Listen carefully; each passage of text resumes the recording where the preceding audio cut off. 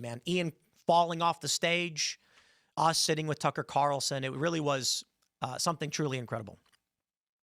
And that's why it hurts that we're not going to be there.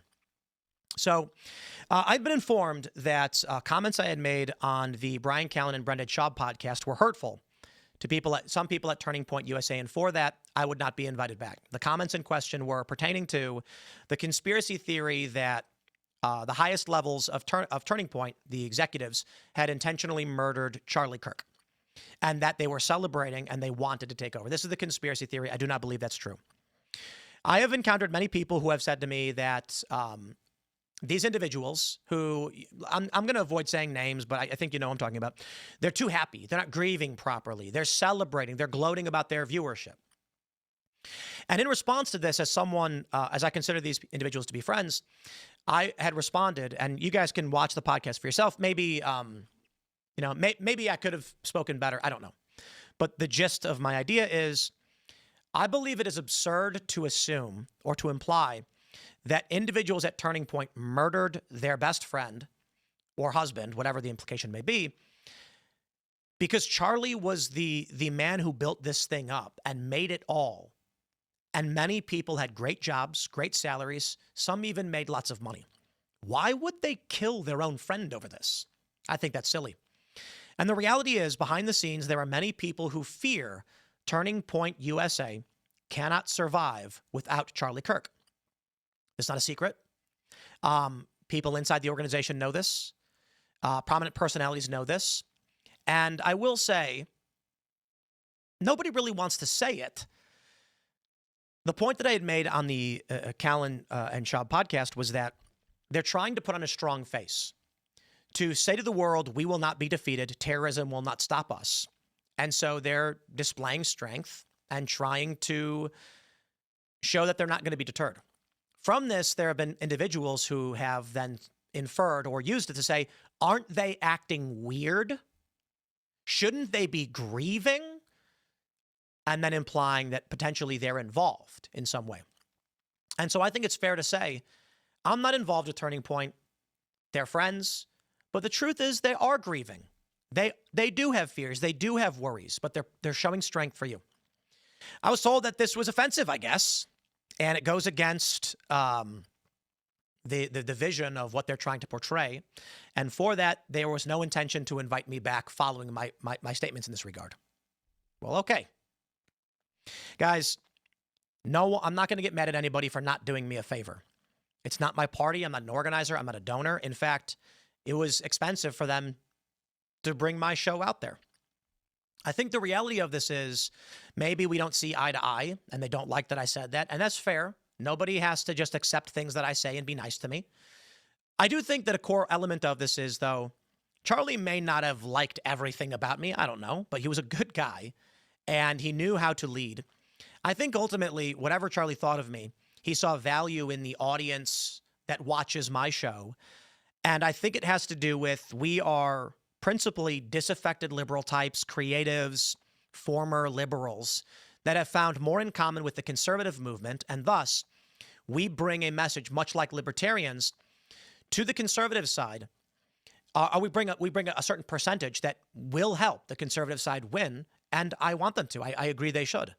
I wish we had more political competition. But that seems to be not the vision, at least right now. Or perhaps it's just they don't operate in the same capacity that Charlie did, willing to be more amicable to other individuals. If they don't like what I have to say, then again, I am owed nothing. I owe them nothing. They owe me nothing. Now, initially, when I went to Phoenix, we did Timcast IRL for a week at the Turning Point Studios. I joined the Charlie Kirk Show, and we even fused Timcast IRL with Thought Crime, which was Charlie's nightly show with Jack Posobiec. We did it all together, and I thought everything was going pretty well. And I had asked the team there if the plan, was going to stay the same. They said, yes, the plan will stay the same. And I said, okay, sounds good. They did express to me, it's hard to do Timcast IRL. It's expensive. It's rough. And I agreed. I didn't want to imply that they were hurting or didn't have money or couldn't afford it or whatever the issue might be. I don't know. But it's expensive to bring out our whole production crew and set up a podcast on stage and hire a company to set up all the cameras. And so I had offered some options and alternatives. I said we could do a shorter show, a bridge show. We could do a weekend show. We'll figure it out. But I was told last week that basically the hammer dropped that, we'll try and see if we can have you here, but what you said was particularly hurtful, so we didn't intend on asking you back.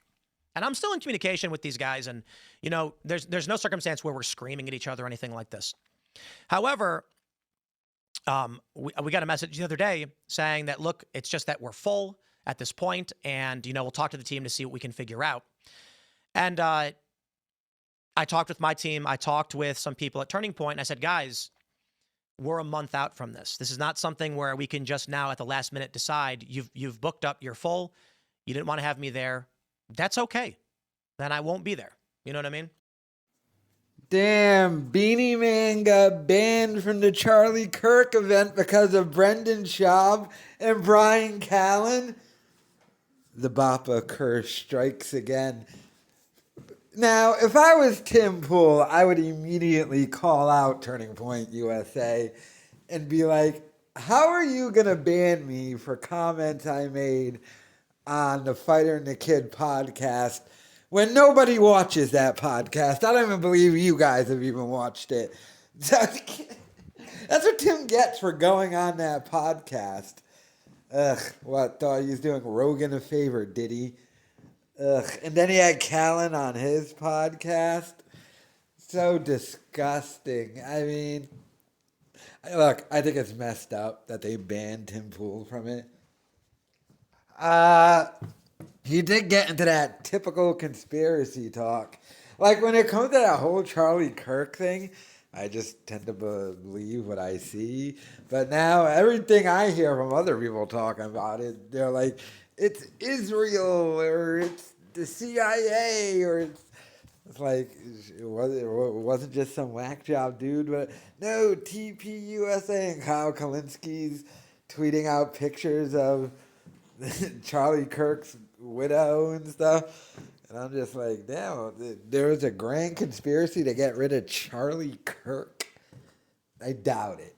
I highly doubt it. But whatever, man. That's just hilarious that the Schaub curse strikes again.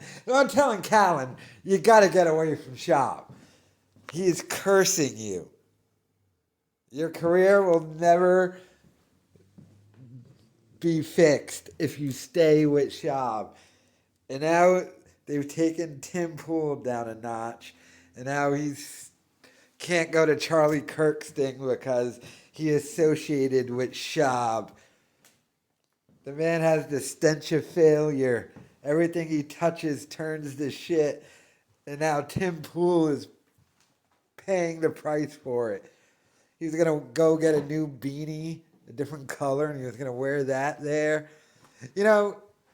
Tim Pool is bald, right? That's why he wears the beanie all the time. This man makes unlimited amounts of money. Why doesn't he just go get, like, that hair transplant thing that Tyga got or something, if he's just going to continue to wear the beanie nonstop because he's ashamed of the bald head? It's weird, but let me know your thoughts in the comments.